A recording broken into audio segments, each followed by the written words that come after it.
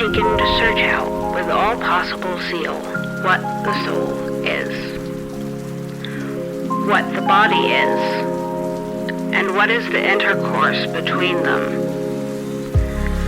And also, what is the state of the soul when it is in the body, and what is her state after the life of the body? But desiring the end, it devolved on me to desire also the means.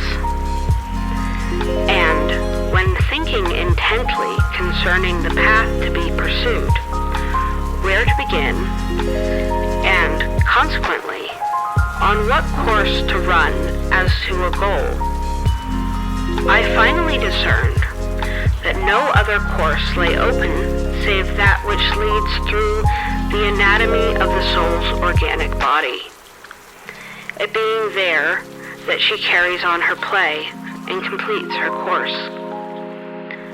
She is to be sought solely in the abiding place and lodgment where she is, that is to say, in her own field of action.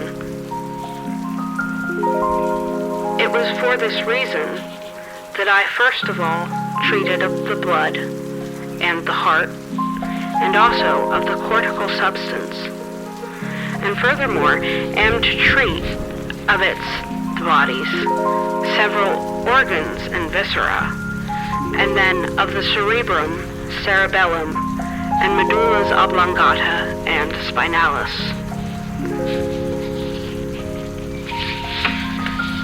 Thus armed, I am in the way of making further progress.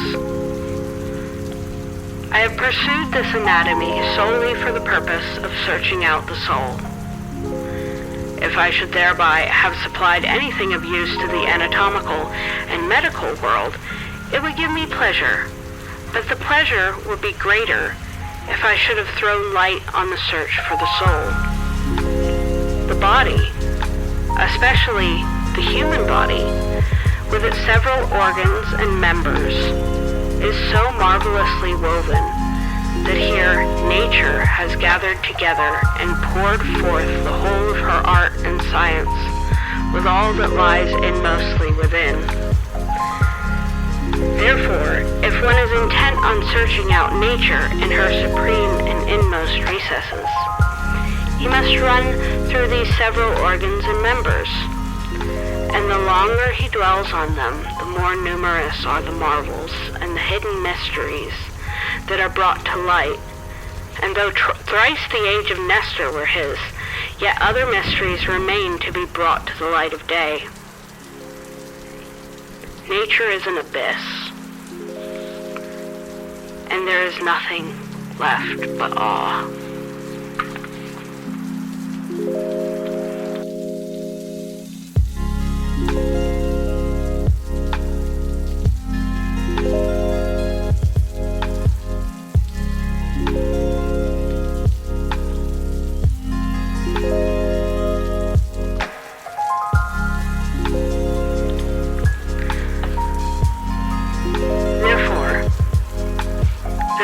Explore the soul, it is necessary that I unfold these manifold coverings which remove her from our eyes as though she dwelt in some center. I must proceed by the analytic way, or through experience to causes, and then through causes to principles, that is to say, from posterior things to prior. Such is the only way to knowledge of things superior that is granted us. And when, by this way, we have been raised up to genuine principles, then first is it permitted for us to proceed by the synthetic way, that is to say, from the prior to things posterior. This is the way of the soul and her action upon the body.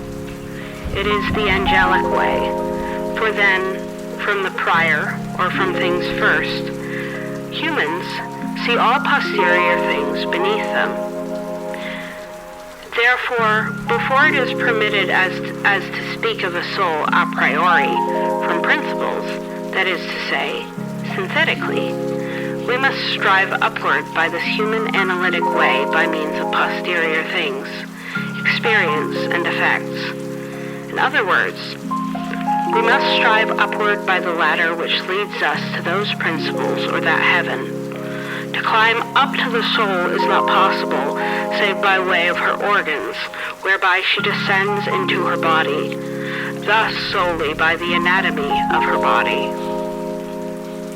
To ascend from the organic and material body all the way to the soul, that is, to a spiritual essence, which is also immaterial, was not permissible unless first I cleared the way that would lead me thither.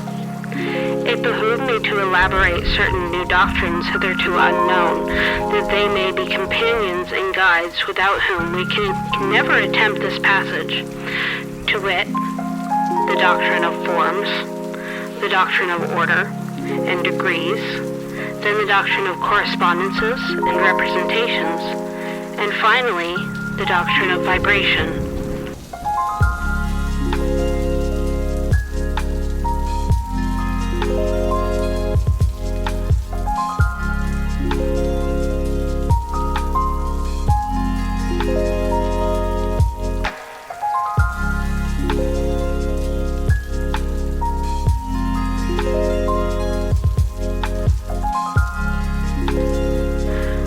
Thus, at last, it is now permitted us to treat the soul from principles or synthetically, from the first stage even to the present day, when an infant that has been conceived is to be brought forth and born. The learned world has awaited this moment, when we may ascend upward to genuine principles. For this reason are all the sciences, both philosophical and physical. For this reason is all experience that may give light. To this point has the entire learned world directed itself, to wit, that it may be able to speak from genuine principles and to treat of posterior things synthetically. Of this nature is angelic perfection. Of this nature is that science which is heavenly, and which is the first natural science. This, moreover, is the nature of our conite ambition. The ambition, namely, that we strive upward to the integrity of our first parent, who determined all posterior things a priori, and thus not only saw the whole of nature as beneath him, but also commanded it as a subject, for to judge effects from principles is the highest point of learning. Hence, it is clear how important it is that we strive after true principles, and this never can be done save by the posterior way, being the way of the senses, of experience, of the sciences, and of the arts. These are human, in that they must be learned. They are not of the soul, for in her such sciences are implanted and flow forth of themselves. The path on which to strive upward from experience through the sciences, comprising all the sciences, physical and philosophical, the things prior, and to very principles, is not only steep, but also extremely wide, requiring us to run not through a single field, but through many. Many of Nestor's ages are needed, for we perpetually come across things that confuse the mind and persuade it to perceive them as presented by the senses. The mind then believes that it has hit the nail on the head, because it speaks in accordance with sensation, which is the reason why there are so many hypotheses and errors.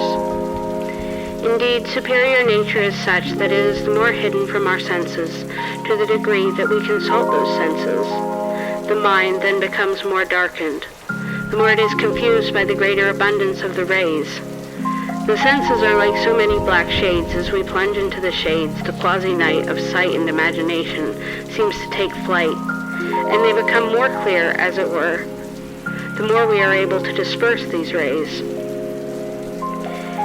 It is as though there were another sphere of light.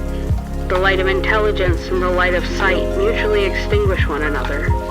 Therefore, for the most part, we do not love the light of wisdom, because it obscures the light of imagination. According to the words of Plato, often when my soul, leaving the body, has been in contemplation, I seem to enjoy the highest good, and this with incredible pleasure. Therefore, I was in a manner struck with astonishment, perceiving that I was part of a superior world, and feeling myself to be endowed with immortality under the highest degree of light, which perception can neither be expressed in speech, nor perceived by ears, nor comprehended in thought.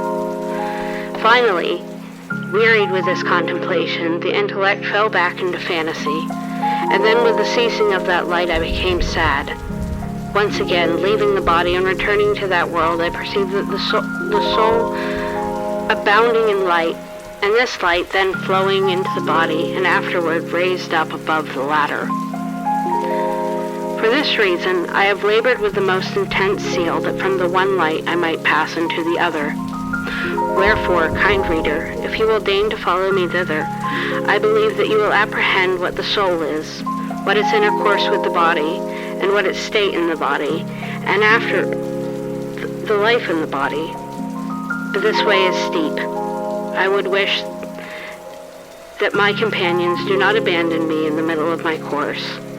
But if you do abandon me, I yet pray that you show me favor, and you will show me favor if you have the will to be persuaded that my end is God's glory and the public gain, and not in the least my own profit or praise.